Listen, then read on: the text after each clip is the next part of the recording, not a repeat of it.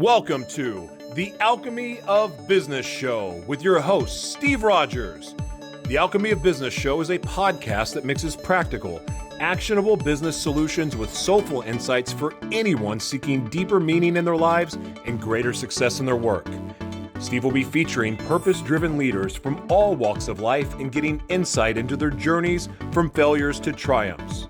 So tune in to transition, transform, and evolve in every dimension of your business and life. And now your host of the Alchemy of Business Show, Steve Rodgers. Hello, everyone, and thank you for signing in, viewing, listening, however you got here to the Alchemy of Business Show. I am thrilled that you are on today. So thanks for joining us. We are always here talking about finding ways to make wiser decisions, creating greater profits in your life and business, and higher purpose and higher meaning. So I invite guests on that make sure that we have these messages. And our guest today does this and then some. We have a woman leader with us today that I just met recently. And I was really impressed when I met her in an event, actually at the Secret Knock event. My friend Greg Reed runs. He was here in San Diego, and he's done it for many years. And I've known Greg for about 15 years and have been part of many of his workshops and events and various things along the way. And Martha was at this event as well. And Martha Adams is a certified financial planner. She's a financial educator, an author, a speaker, but she's very unique and different in how she has her approach to finances. In her experience as a certified financial planner, she spent much of her career advising clients, but also finding out that a lot of times there was negative energy or negative thoughts around financial conversations. And she started digging deeper into that. And she started looking at the emotional side of finance and the emotional intelligence in finance.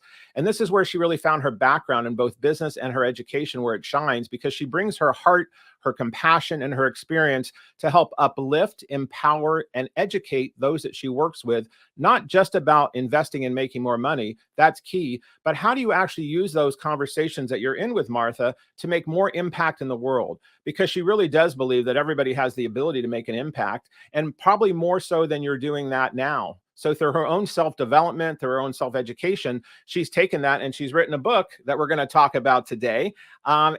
She invites everyone in with her whole knowledge and her heart to find out about their own financial journey, no matter where you're starting. If you're just getting started or you're a seasoned investor or financial person, there is still something in the show for you today. So thank you, Martha. Thanks for being on.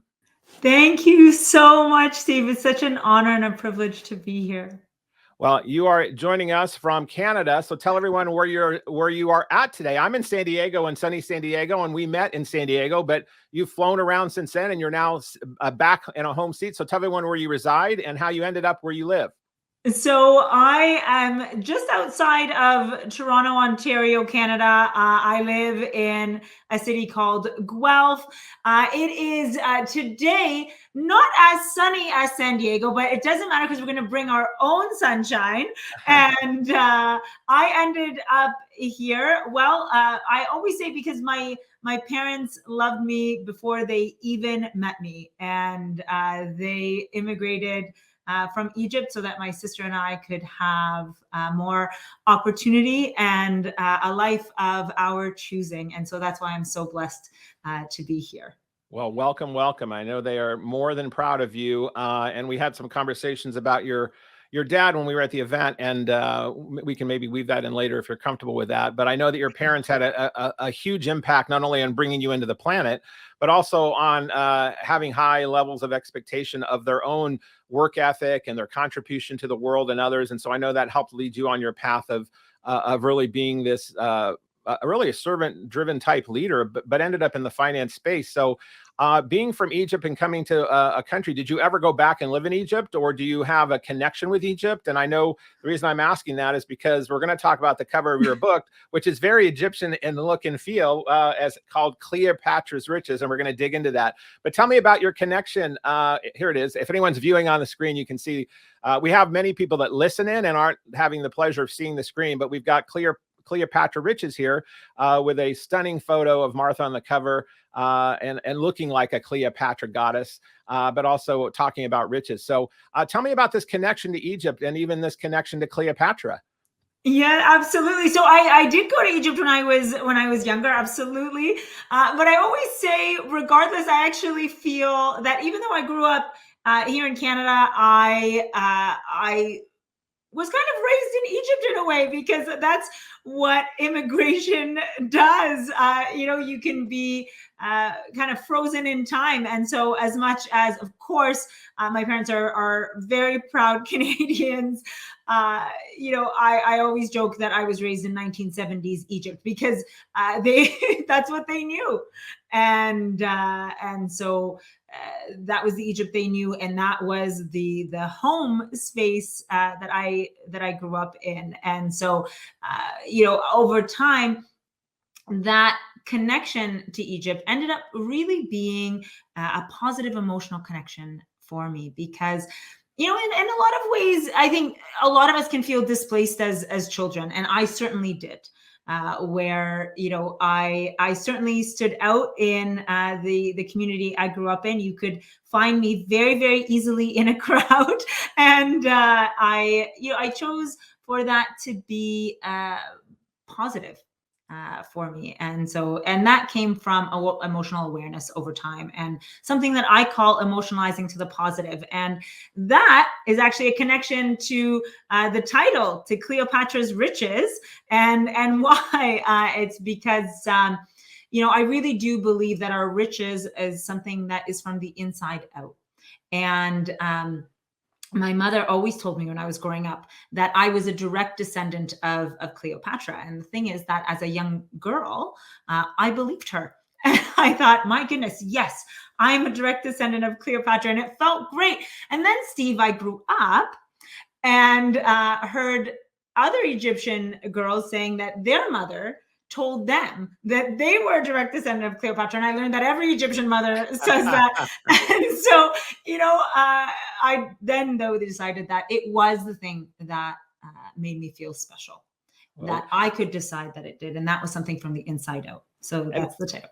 That's awesome. Well, I love that. And I love that parents give not people, but their children this identity of you can accomplish anything. And when you have role models, even if there is H in as Cleopatra, someone who has carved the way, because it points out if they've done it, you can do it too. And on the planet right now with you as a woman, as a financial planner and advisor, as an author, as an entrepreneur, you're also setting the stage not only for women, but for families and men and women to figure out how to find through this path of their own, maybe feeling left out, or maybe feeling out of place, or maybe feeling like they don't fit in. At what age do you remember that you really had that distinct feeling of, I feel different here, or I feel like I don't fit in? And when you had the thought about, I'm going to change that into an empowered thought versus feeling victimized from it. Do you remember as a young girl when you acknowledged that, and then how you knew to take the tools to do something about it? I was really young. I was about 8 or 9. And I can remember the specific instances that I decided where my riches really were, and who decided how I felt, right? And that was going to be me. And so I certainly remember standing out, and at about 8 or 9 is where I really saw the differences, not only in my physical appearance, but also from a material standpoint as well. I grew up in a very loving home that was wealthy with all of that, and wealthy with an incredible work ethic. But in the area I grew up in, it wasn't necessarily comparable when it came to material wealth. And so I decided that instead of comparing, I could look to inspiration. And I started to set goals as to what I wanted to create as a positive impact in this world, and in an acknowledgement for myself in the process. And when did that lead to finance or money? If you came from great abundance in love and harmony in a family, as many as I've come from, but I didn't come from a wealthy family, didn't come from wealth. We were very, in the country, Midwest oriented in the United States. And my dad was a Navy man. So we had, my parents had 5 boys in a very short amount of time and unlimited budget. So they had to learn to stretch a long way. And they've done very well serving their own financial needs, where my dad was a saver and he was very frugal. And so now later in his years, they've been able to, have a good life and have raised 5 boys and have had this financial planning scenario that they stepped into with modest means compared to what most other people might have. So when did you also realize, okay, my parents are loving, I'm in a supportive environment, I can be anything I want.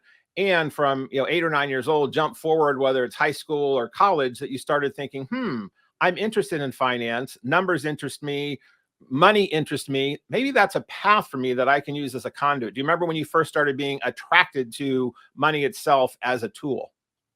So I was really attracted to everything in the business world. To be really direct here, I found myself magnetized to it. I was so interested in it because I thought I found that it was such a beautiful way to connect with others. I think there's so many there's a lot of societal negativity rather around the business world. I saw the positives, right? I saw the aspect of self-expression in it. And so I really focused on it when here I was in grade 10, because at the time when I was in high school, that's when you could choose all of your electives. And I remember knowing that just a passionate belief that this is the way I was going to express myself. And so I chose all of my electives and didn't choose any sciences. I could get good grades in sciences, right? But I wanted to earn my place in the business world, making an impact in people's lives. So I chose anything and everything that went along with business. Now, Steve, that meant that I had a really interesting conversation with the guidance counselor when she pulled me in. And so if you can imagine, a 15-year-old girl whose main goal that her parents gave her was to have a good education and earn a good position in this world, because that's all they wanted for me, right? So here I am in class, and on the speaker, the guidance counselor calls my name and pulls me out of class. And then the ooze from all my peers, because watch out, yeah, something's going down. Mm-hmm. And I, that's the power of belief, and that's the power of connecting to our own riches and our gifts from the inside out, because the outside doesn't have the priority anymore. Now, my guidance counselor, her intentions were, of course, very well-meaning, right? But now when we're focused on the inside out, we can really see what it is that serves us, so we can become more of ourselves. And that's what happened in grade 10. And then that lead then to this love of all business, but specifically finding your niche in the financial space. Did you then go on? I know you got certified in many different areas of finance and accounting and et cetera. So did you just take to that and like a duck to water, as they say, and you just kind of, even though you could do well in sciences, did you excel in math or accounting type classes and then certifications to then go on and then go into the business world for that? So how did that path go for you? It started with accounting. You're absolutely right on. So I found myself very attracted to the numbers side and the analysis, and I thought, this is wonderful. And I completely invested my energy into accounting.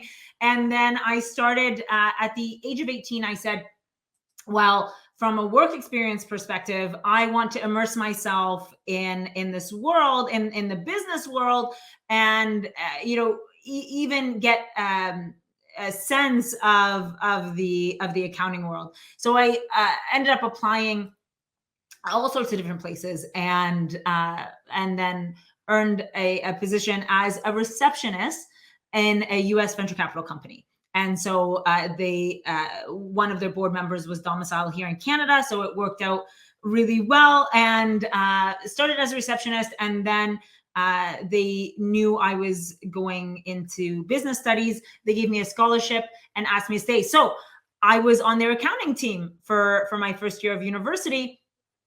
And that's when I discovered that while I love the numbers, I love the analysis, the human connection is what I was personally missing. And so I think that in a lot of ways, as we work to connect with our own voice and our own self-expression, the action of it is where we can really kind of fine tune the station to better hear our own voice.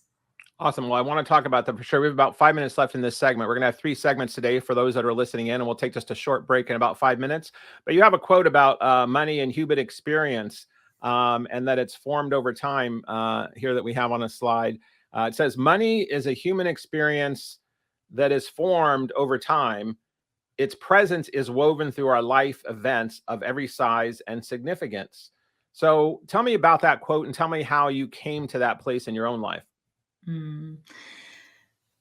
The idea of money being a human experience is the difference I aim to make from day one in my practice, in my financial planning practice, because I've always had the belief from when I was a young girl, before I was 10, that it really is something that's from the inside out,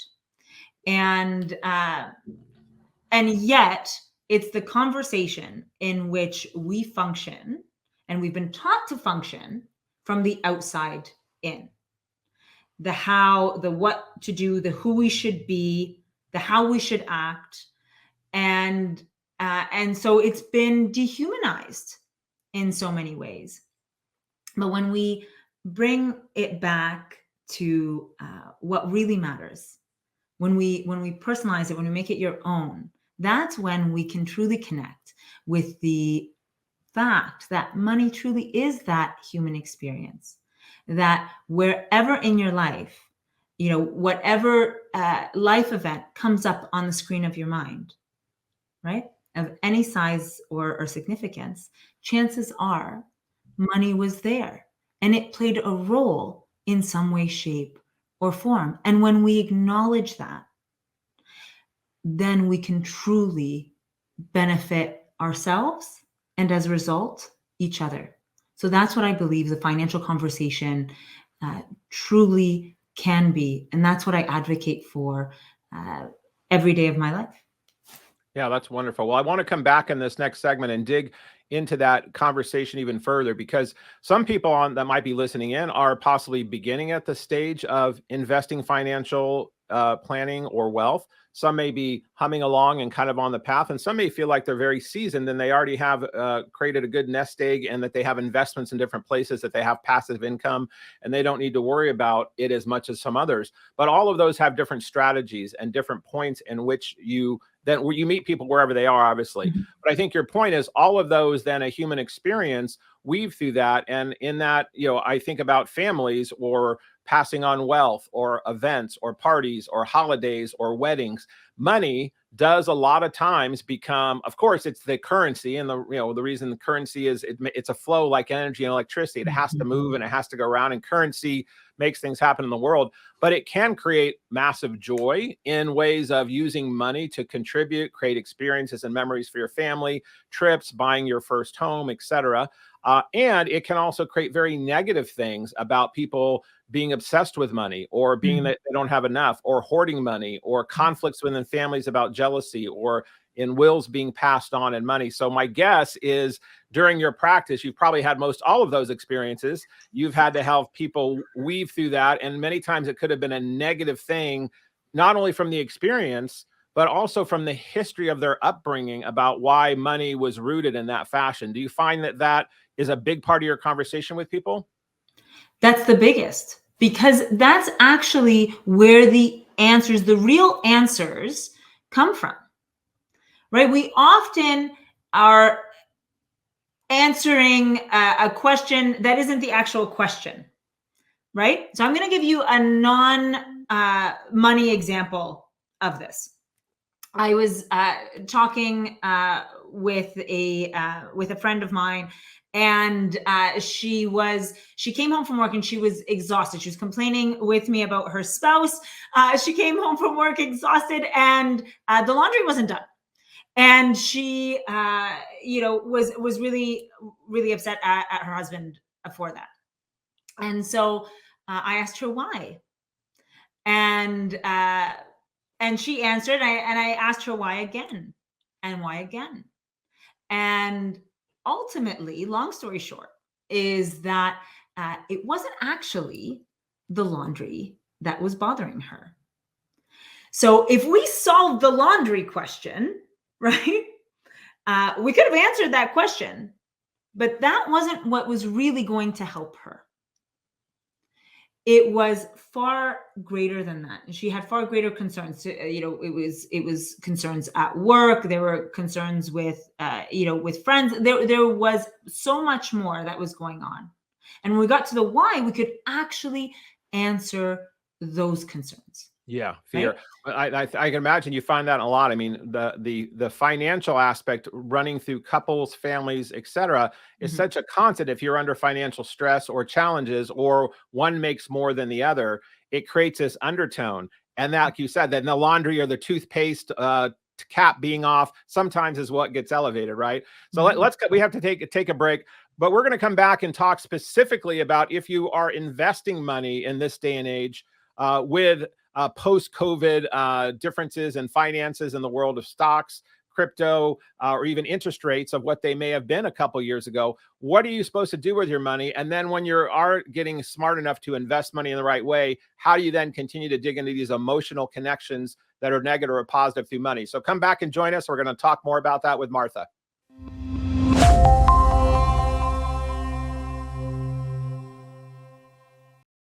Hello, everyone, and welcome back to the Alchemy of Business podcast. We are here talking with my guest, Martha Adams. If you can see, I've shown her book before. If you have a visual, if you can't see and you're only on audio, we're going to be talking about her book, Cleopatra Riches. She is a financial advisor, planner, and specialist in connecting life experiences and emotion to wealth and investing and creating wealth, or just financial planning in general. So, Martha, before we signed off on the last segment, we were talking about how sometimes money, not sometimes, but most times money has some factor in the highs and lows of relationships, in intensities, whether it's in families or couples, and what it can do to create excitement in buying your first home, or if somebody was not pulling their weight, so to speak, in a relationship, and money gets involved in that. Sometimes that financial angst between couples or family members become pretty intense.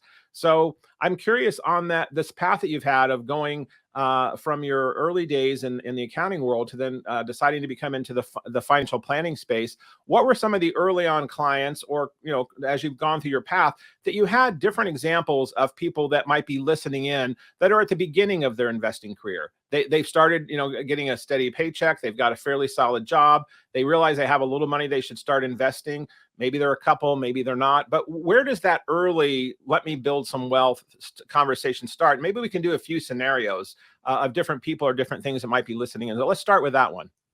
So in each scenario, the real starting place is actually with you. So there's a really big difference in finances at any stage between I need to do this. We often hear that around finances.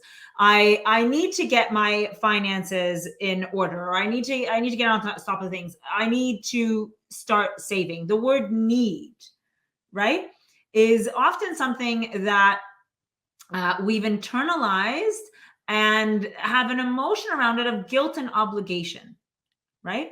So especially when we're starting off, focusing on want instead of need, right? So one is, weighing us down with guilt and obligation. And the other one is fueled by desire and commitment to ourselves. So that's a focus there. So we're starting with our emotional intelligence, and then we can move over to the IQ of finances. Because when you're starting with your emotional intelligence and you're focusing on what you want, now you're answering the question of what you actually want to see for yourself, right? So now we're actually customizing truly for you versus for what someone else may feel you should do. That really is that relevant or relatable to you, right? So starting with what you want is really big, really important there. And then from there, now that you're focused on desire, you're going to start, right? If I am self-deprecating and I'm talking about need a lot, right? And let's just say I'm talking about my eating habits, and I say I need to stop eating cookies. Well, that's going to very likely have a short uh, impact, right? Or actually take me further back. So the key is starting from the right place and continuing then to acknowledge yourself as you do. So I recognize that as you're starting, that things are, well, you're starting. So, there isn't necessarily as much of a cash flow as you may want later down the road. But when you're starting, just the idea of starting and showing yourself means that you can continue to prove to yourself. You don't run a marathon by training one day, right? You start one step at a time. And I think that that's so important when it comes to our finances as well. We start one step at a time. And in that first step, once they've done this assessment of their emotional, they know why, they've got some intellect around the intelligence of it. Where are some places, if someone's making, do you suggest that people as a couple, when they realize they've got to pay either their rent or their mortgage, and then they have car payment and food and et cetera, is there a way that they should say, hey, I could start saving $10 a month or $100 a month or $1,000 a month and start putting it in a savings account till I wait to put it in something else? Or, what are some little baby steps they could start taking once they have the right mindset and heart set? Yes. So absolutely, knowing your numbers is incredibly important, because when you're knowing your numbers, the way that you know those numbers is really important, because you're going to say you're knowing you, right? Don't give the numbers power. Give yourself the power, right? And so, yes, tracking what all of your inputs and outputs are brings an awareness to that, and then you can start to say, okay, I can now say $100 a month, right? I'm starting with that, and now you're connected to your numbers. You're going to start to see them differently, and so having a grow category is really important. There's a very different feeling in the word grow versus save. I have to save money, right? What are you saving yourself from? We have a lot of negative emotional associations with the word save, but grow feels very different. We're becoming more. So having your grow category that you allocate between, short-term, medium-term, and long-term wants, right? So having that, and then you can allocate based on opportunities that come up. Yeah, that makes sense. So when you're saving to grow and your money is not being saved, you are taking an account to put in for growth, short term, mid, and long. So if you are, whether it's $100 a month or $10,000 a month that you're putting in to grow, what are some of the vehicles in the last couple of years that used to be good places to put money, that I'm curious, with the global pandemic and COVID and all the different impacts that have had on financial situations and companies, governments, and the changing markets? Do you have different advice now than you maybe had 3 years ago for people if they're bringing $100 or $10,000 in a period to invest something, or $100,000? Has that changed dramatically or just mildly? I think one of the things that we've seen, I think the change for so many of us over the pandemic was very dramatic, right? In a lot of ways, certainly emotionally. But one of the things that wasn't necessarily prioritized pre-pandemic was having what I call a flex account, right? I really don't love the term emergency fund, but the idea of a flex account, to know that something takes place, that you are financially empowered and independent, and can look after yourself.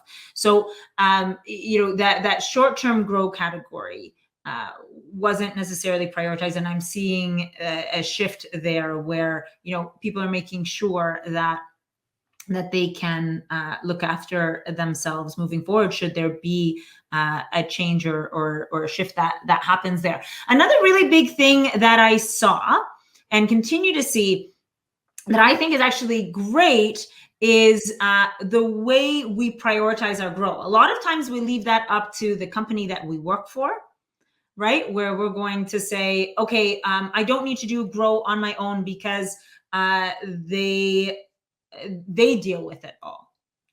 Meaning through a retirement plan that a company might offer, that you're taking part of your pay and putting it in their investment account. Absolutely. Retirement, the profit sharing, if you've got stocks in the company, and then we find all of a sudden that all of our eggs are in one basket, right? And we certainly saw a lot of impact to a lot of companies.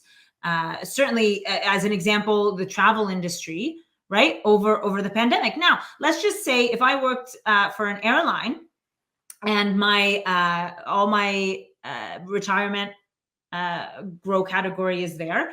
If I also have stock options there, right? Everything's there. And now I've been laid off.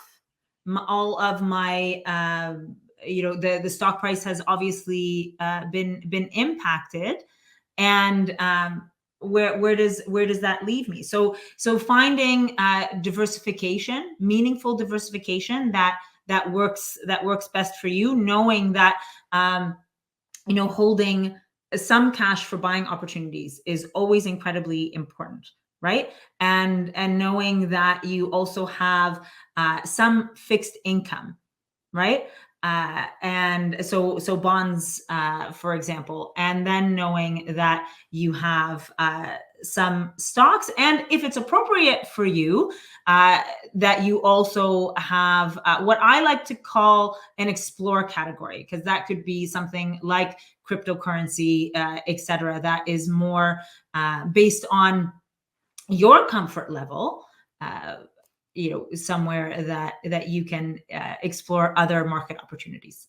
Yeah, the Explorer for sure on the crypto. I want to talk more about that in our next segment if we can. But I'm glad you brought that up, because this Explorer category, it could be on different products, of whether it's exploring the traditional stock market where you're playing with different stocks, could be in crypto, or it could be in different things. Some people might be investing in gold or coins or mineral type things. So is there any rule of thumb that you've given your clients, whether they're a new couple starting out or a family who's years into a family or investing and they've been at their career for 10 or 15 years or longer, about this flex account? Is there any rule of thumb that you should have, your goal to your grows accounts, your flex accounts, et cetera? Ideally, if you could have X amount of monthly normal expense or income in certain accounts, is there a guide on this map that, percentages, months of income, percentages of overall revenue that you make in a year? So any rules of thumbs on any of these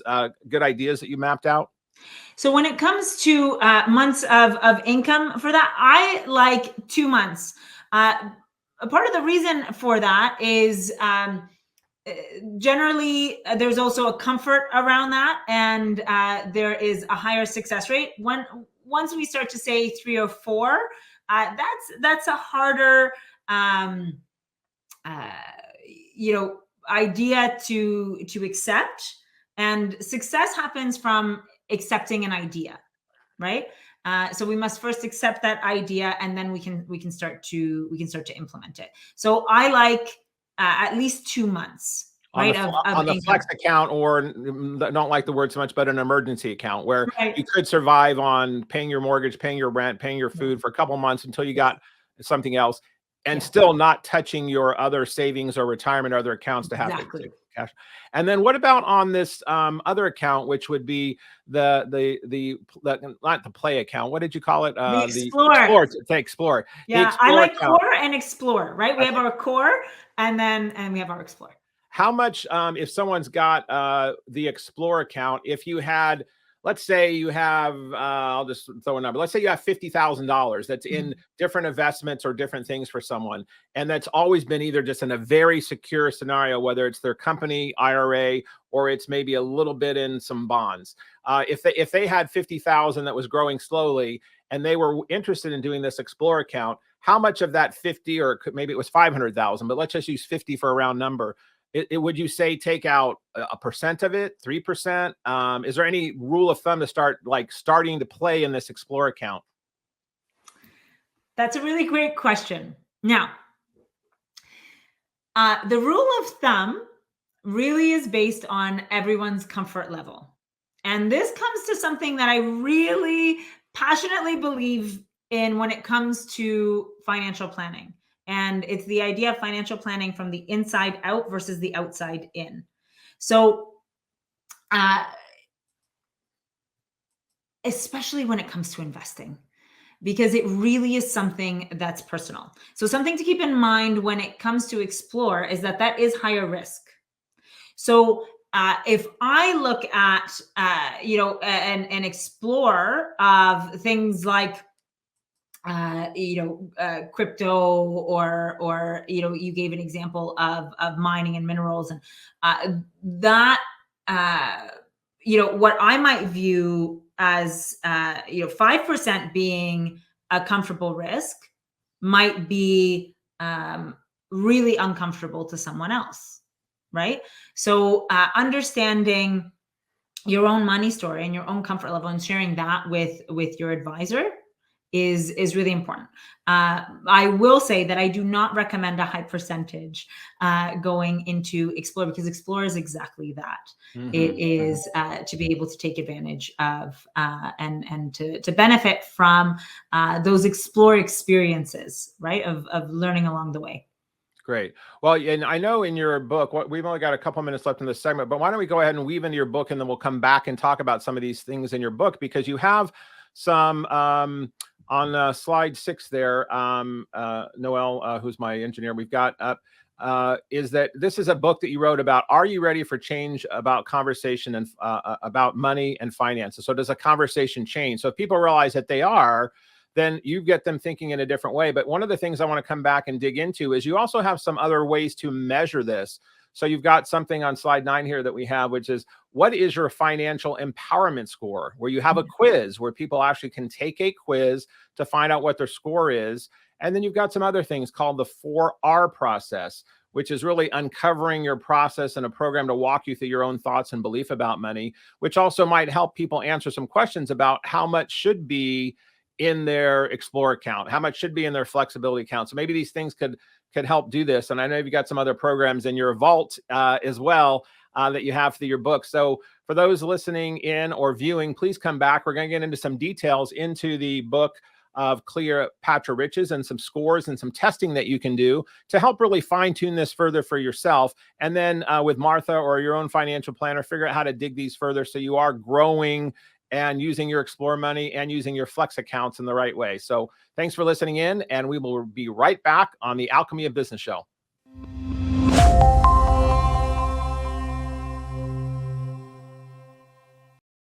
Hello, and welcome back to the Alchemy of Business podcast show.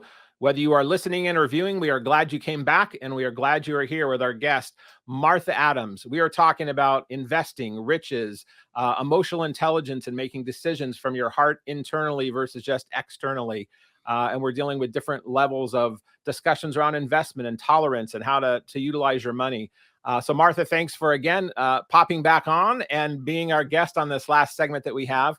And I want to talk about this path that you're on led you also to say, I've got this story that I want to share, or this information through a book.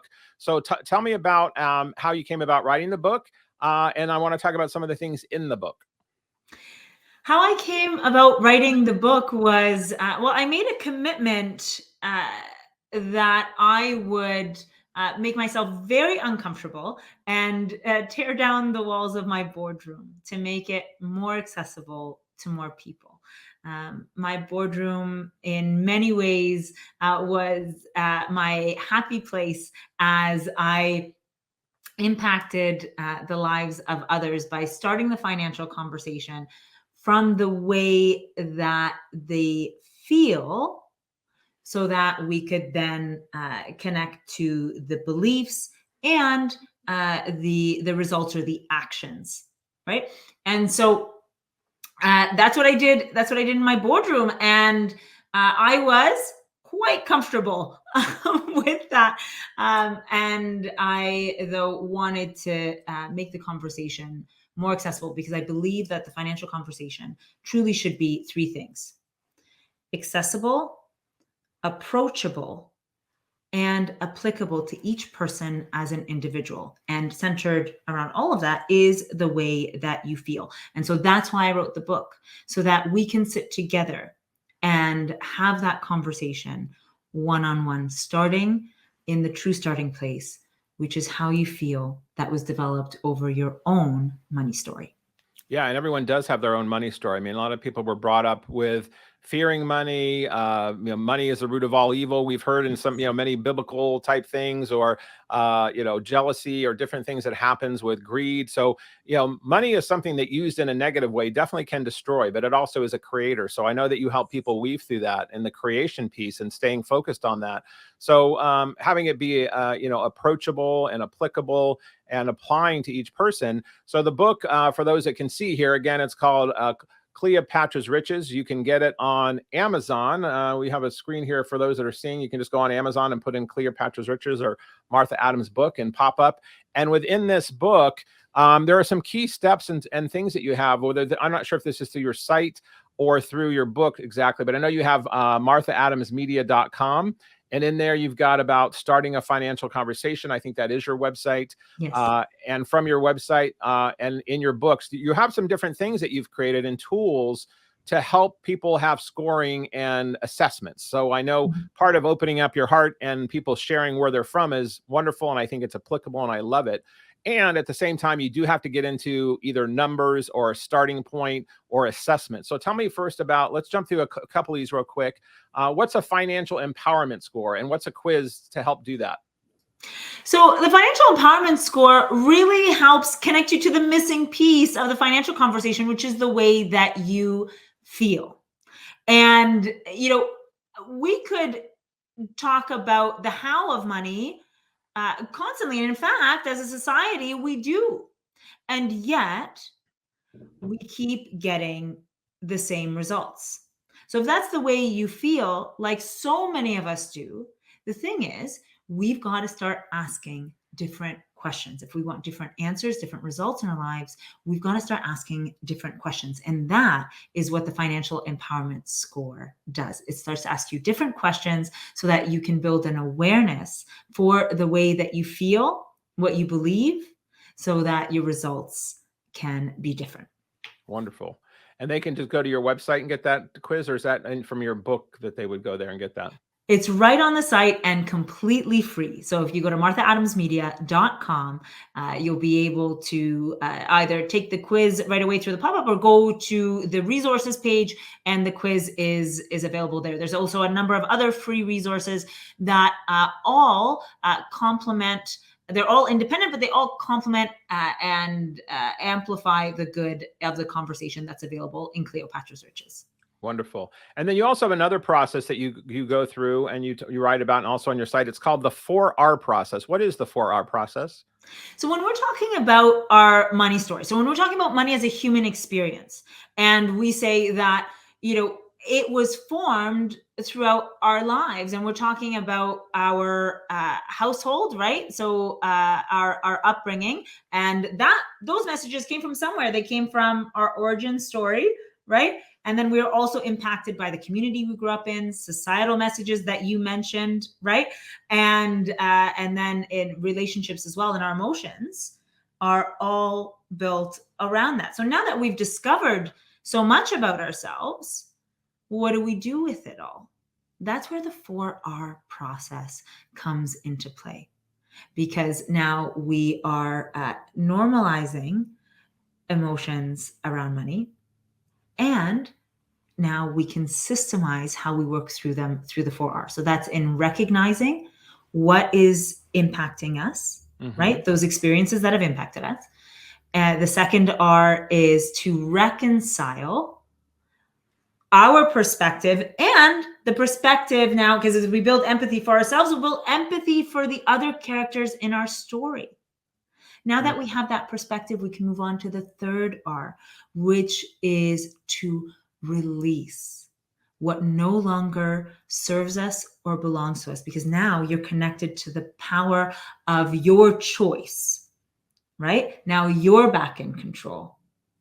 But the most important R is the fourth R, which is to repeat, because now we're going to repeat that positive messaging of what we are choosing as we emotionalize to the positive and create that positive change in our lives. So that's the 4R process. Wonderful. I love it. And you create that loop where you've changed your tape and you've created a new duplicate back into then grow of a new positive input. So that's love that. And then you also have a vault.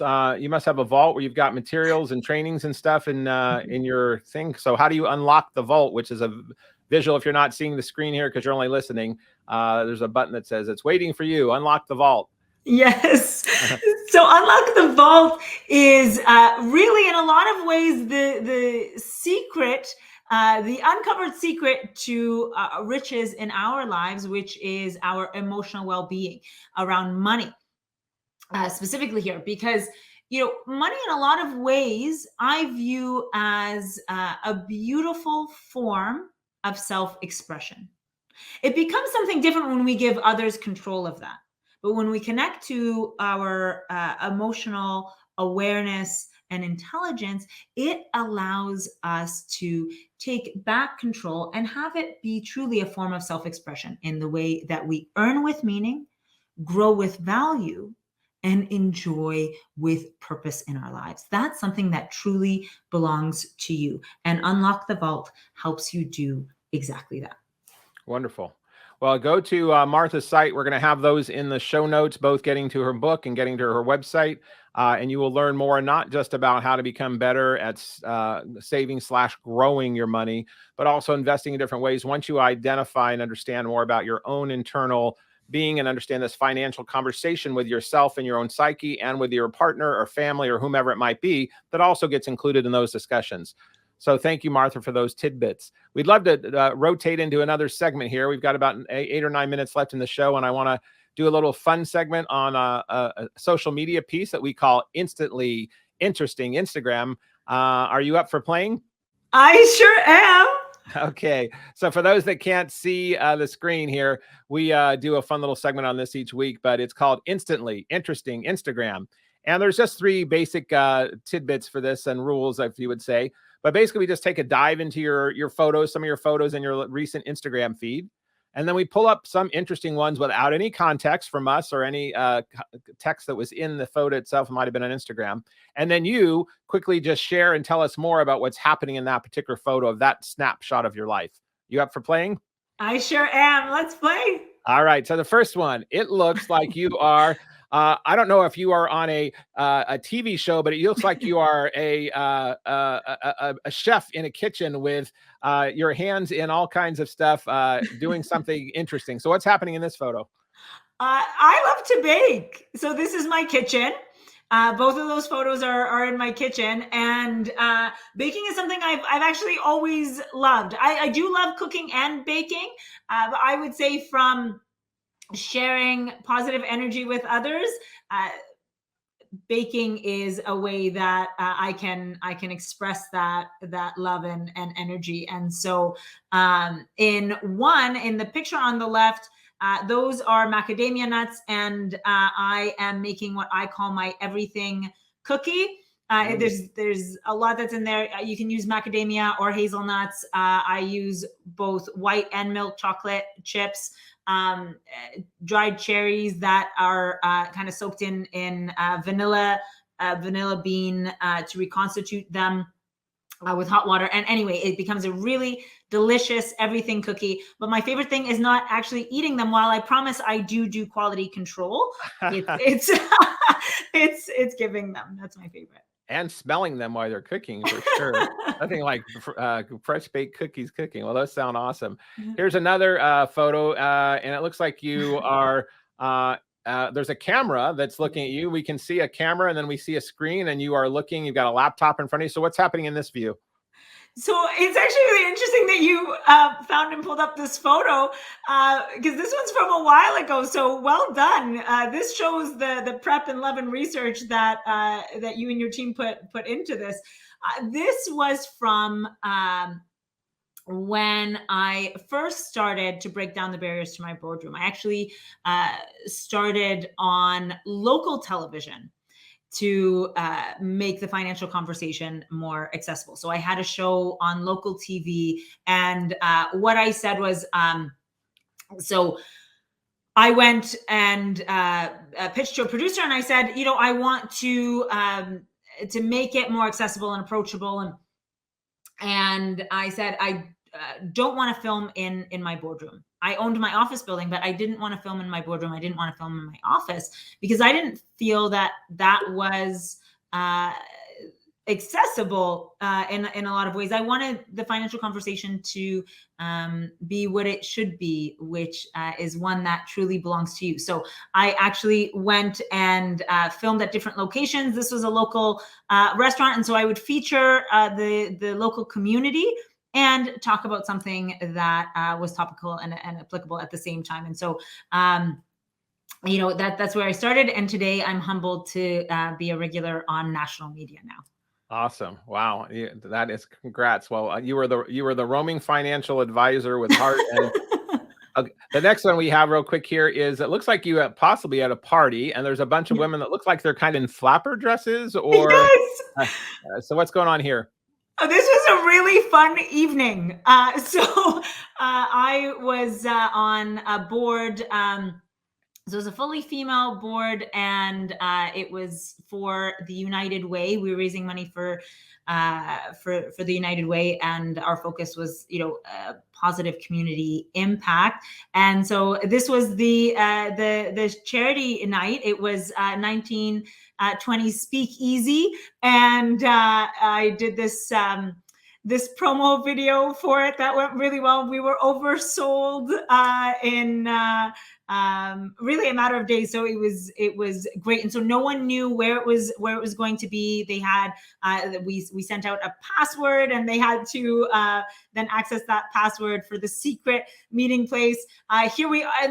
Now keep in mind, we are in Canada, and there were no sleeves on those dresses, and that was a cold night. So I would just like to also give an honorable mention to the Canadian commitment, regardless of the weather. That's great. Well, that looks like a lot of fun. Well, doing well by doing good, raising money and having fun is always good. And then one quick last one, and then we're going to roll into the ending segment here. But it looks like you are on a little bit of a scooter that might be something that my 5-year-old grandson might be on and play with. So what's going on here when you're in some kind of a vehicle device here? Yes. So this was actually a photo shoot, and we were between, the photographer was between setups. This is my house, and that's actually my son's scooter, but just don't tell him that while he was at school, I was with it. Yeah, so I really do believe that we're not meant to take life too seriously. We are certainly meant to learn and grow, and certainly enjoy the process. So this is me enjoying the process and not taking myself too seriously. Oh, very good. And being like a kid, which is always great, Yeah. reminding us of that. Well, wonderful. We've got a little bit of a few minutes left here in the show, and I want to roll into, we're going to make sure that everyone has access to you on your Instagram, which is Martha Adams Media, looks like. And we've got a screenshot here with connecting with Martha through her website, marthaadamsmedia.com, and Facebook at groups/Martha Adams. We're going to have all these in the show notes. You can just click on these, whether you're viewing or listening in. These will be in the show notes that you can just scroll down at the bottom of the screen right now, and you should be able to see them down there. So let's jump into, as we wrap. I know that when you and I met, we talked about emotional intelligence and IQ and intelligence and how to combine those in the financial space of life and money. And then I was also bringing up my passion about talking about spiritual intelligence. So I like to wrap up the show with my guest of asking, do you have a definition of spiritual for yourself, or spirituality? And what is your view of spiritual intelligence and tying it into your life and business? To me, when it comes to spiritual intelligence, it really is, connecting from the inside out, and hearing our own voice. I think that in so many ways that's a beautiful piece of the puzzle that ends up becoming missing as we either mute it or discount it with others. And so, for me, the spiritual aspect, self-expression is a really big part of that. And for that self-expression to be there, our own intuition, our own will, those aspects to ourselves, not only acknowledging them but prioritizing them, I think is not only important, it's essential. And so for me, that's what it means. Truly, looking at the essential as exactly that. That's wonderful. And prioritizing that and making your inner voice to expression. And I absolutely believe that each of us are expression of the higher consciousness of the universe. And we each have a unique imprint that through our work, whether it's financial or through our careers or crafts, that it's a way that we can show up and express of that energy in the universe. And I know you just had a loss of one of the most important family members that exist. I mean, our parents, our mothers and fathers, and I know that you just had your father pass away early in this year. So I want to, we talked about, and you mentioned it was okay for me to share that. So my deepest condolences to you and your family about that. And I know that when I mentioned that to you, that how proud he must be of you before his passing, and how proud he must be of you now in viewing this work that you're doing of your own authentic voice. So how has your father's passing, and we can share his name as well, impacted your outlook now on life and before his physicalness, when he was physically here and now that he's in spirit? Has that changed your passion or your drive or importance for what you're doing moving forward with his great will with around you, even in a different way? Thank you so much. His name is Nehruz, and the significance of his name is actually the Coptic New Year. He was born on the Coptic New Year, and it's called Nehruz, and so that's why that's his first name. How has it impacted me? My father is, and I speak about it in present tense. I speak about him in present tense because I do believe that in a different form he is still present, and that through my love and appreciation for the greatest gift he gave me, which is his fatherhood, I continue to give his essence life. And I'm sorry, I love him and I miss him. So I'm so grateful to miss him. What a blessing that is. That is. Yeah, you shared that with me. You said that about what a blessing it is to miss him, because you know how loved he was and how important he was and is in your life. So that's a powerful thing. And has that affected how you viewed life now versus prior? Do you have a different outlook, or just a more impacted view? I'm just curious on when people have when we all have family members that we lose that are so close, sometimes it shifts, magnifies, it changes trajectory. So I'm just curious if it's changed in any of that major, I'm sure in many, many ways, but anything of significance that you want to share as we're wrapping up with the guests here about your impact you're making on the world and why that's still so important to you. It's amplified. If I'm to say it in a word, it's amplified. My father is my greatest advocate. He really always has been. And, he showed me love in so many ways, including his belief. When I wanted to start my independent practice, that meant I was starting my independent financial practice. It meant I was starting from nothing. I was starting from scratch. And when everyone who loved me meant well, but chose fear, they were afraid for me, he chose faith. and he believed in me and saw success before it was ever on the horizon. And so I look and I say, he saw that for me then, to see that positive impact in others. Well, today I'm just getting started. I say that every day. I'm just getting started in a positive impact in the lives of others. And I do feel very fueled by his belief.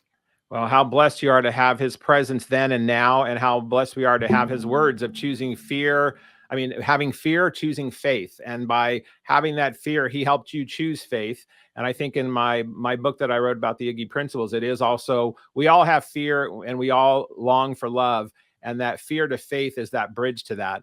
So I'm so grateful that you were, I didn't mean to throw that at the tail end of the show, but it seemed like such an impactful thing to end on, because for you to be amplified is like, wow, how could you be more amplified? Because you're already so amplified as who you are, which is great. So I love that you said that, going from fear to faith, and that his passing has amplified the importance of what your impact is and going to be even further on the planet. And you're just getting started. So for those listening in, if you're looking to figure out how you can be amplified, how you can go from fear to faith, please take this story of Martha's story herself and check out her book and check out what she's doing online and with her website, because it's a true gift to realize money is going to be something that is from now until the time we pass and ongoing through our family. So to use money in the most respectful way and respecting currency needs to flow, and you get to be the co-creator of making that in the mindset and emotional set, spiritual self and IQ way that you want. That's an powerful thing. And Martha's work can really help you figure out how to incorporate all that. So Martha, thank you. Any closing quick comments for the group before we sign off? One thing, serve people and use money. When you serve people and use money in that order, the world is a bright and beautiful place, and you are connected with the good from within.